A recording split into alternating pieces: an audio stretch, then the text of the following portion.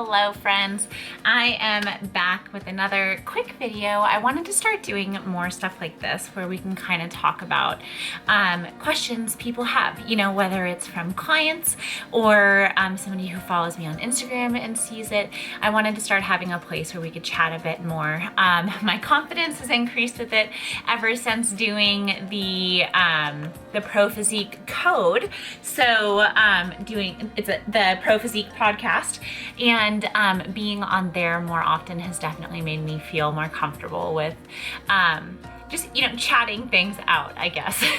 I was always comfortable with doing it like with clients in one-on-one conversations, but was always hesitant to be one of those people who put anything out there because then, you know, people jump on you and things like that. And there's always going to be somebody who disagrees with you. There's always going to be somebody who thinks you're an idiot. You know what I mean? And that's why I let the idea of those people, because they tend to be found in, you know, things like comment sections.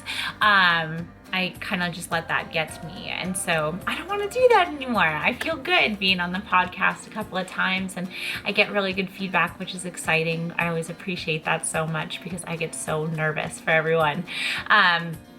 So I'll just dive right into it real quick so that these don't end up being too long, because we all know that I'm notorious for just talking and letting things go on forever.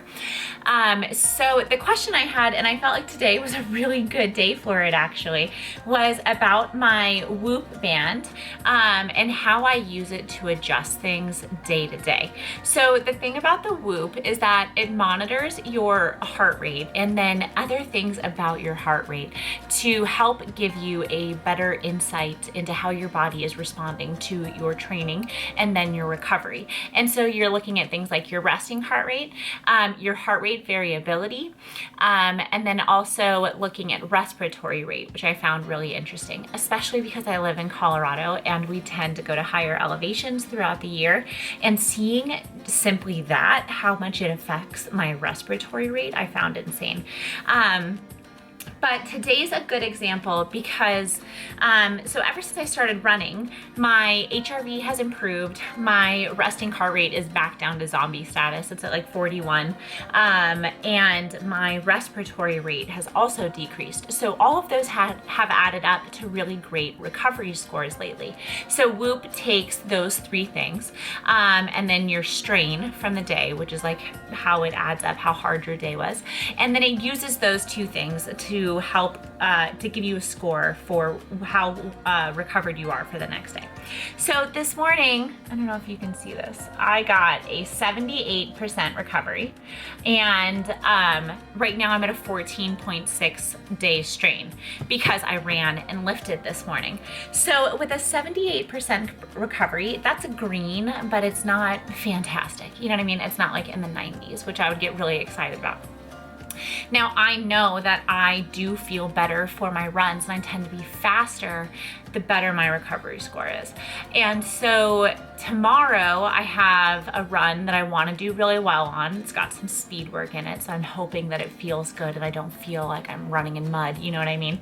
And so I know, like, this is where how I use my Whoop comes in, because I don't use my Whoop to say, well, I'm not going to do that workout because I got a 20% recovery. I would still do it, you know what I mean? I would take into account that, like, hey, today might feel hard, but I wouldn't not do it. So I use it more to change things to help me have better recovery. Instead of using it to avoid overstrain, I guess, I use it to increase recovery. And so I know that today I can't mess around. Whoop has a fancy little journal feature where every day you can put in stuff like water, vegetable intake, meditation, different supplements, a whole bunch of stuff that you can add into there about your day. And then it gives you feedback on, like, I found out that actually my recovery score goes down if I take magnesium before bed. But if I hydrate, it's always above 67 if I report that I was well hydrated. And if I eat fruits and vegetables, it's better. I also have less scores of bloating if I eat certain fruits and vegetables. So it helps me learn all this stuff. And so what I'll do today is, like, it's gonna be like my job to drink this thing. Look, I haven't even filled it up yet. It's like 9:30, so obviously I'm behind, but I've got everything all around me. Look at this. I got my giant water bottle, my little water bottle, I got my smoothie, paying those micronutrient and protein bills. This is the last thing I wanted this morning, but I figured I might as well get it done with. And then my coffee, because I'm about to settle in to client responses and things like that. So big thing that I'll do to try and ensure a good recovery score for tomorrow. I'm going to make sure I drink my water. I'm going to hit my macros like a fucking boss, and I'm gonna do it with good quality food. I know that if I eat shit food before bed, I'm screwed on recovery. My heart rate's gonna go through the roof.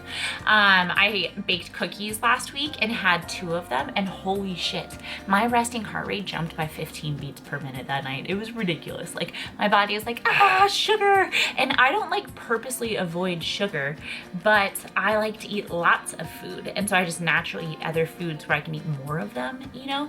And so when I do have a good deal of sugar, my body just shuts down. Can't take it. What was I saying? Oh, okay, so not eating right before bed. I know that I don't do well with that. For some people, like my husband, he can eat right before bed and have fantastic sleep. It works for him. I'm the opposite. If I feel like I'm digesting when I'm laying down, I hate that.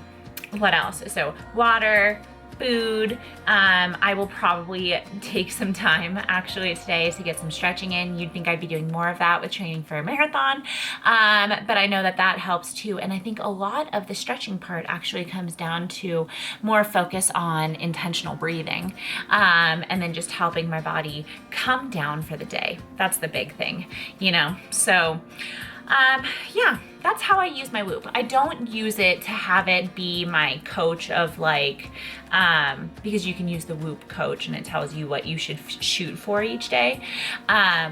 I don't ever use it to say like, okay, I don't have to do that much today because my Whoop said I had terrible sleep or whatever. Instead, I try to focus more on, okay, so what did I learn and how can I make it have more green recoveries, because then I feel better. And it's been really interesting adding in all of this running, because I thought for sure I'm having higher strain days.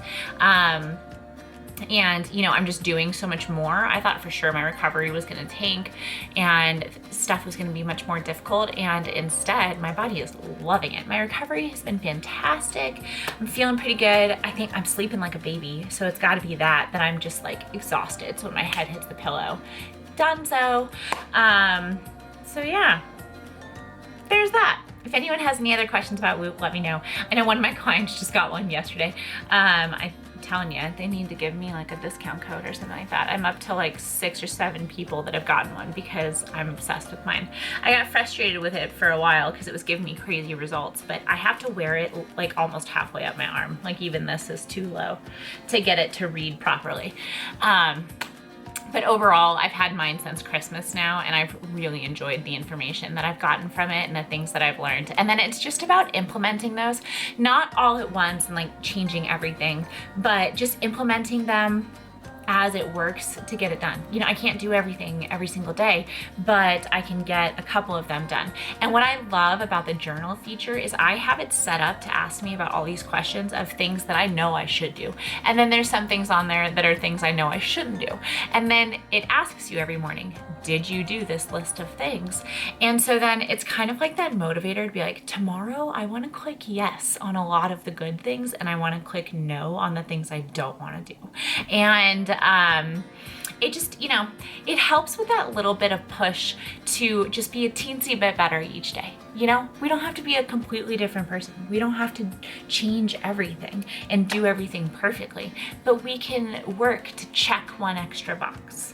We can, you know, say, damn, I know what, I don't want to drink water right now, but I know I feel better if I'm well hydrated, and then getting it done. And just thinking of things like, you know, looking at the big picture, because if there's little ways that we can optimize, then like, let's go for the low hanging fruit and let that snowball into something big. And then, you know, it just turns into something really awesome. So I hope you guys are having a good day. What day is it? Thursday? Oh my gosh, how did that happen? It's almost Friday. So yay, I'm excited to be back into this. I really appreciate everybody who has either emailed or messaged or commented with questions. You guys are awesome. I will talk to you soon.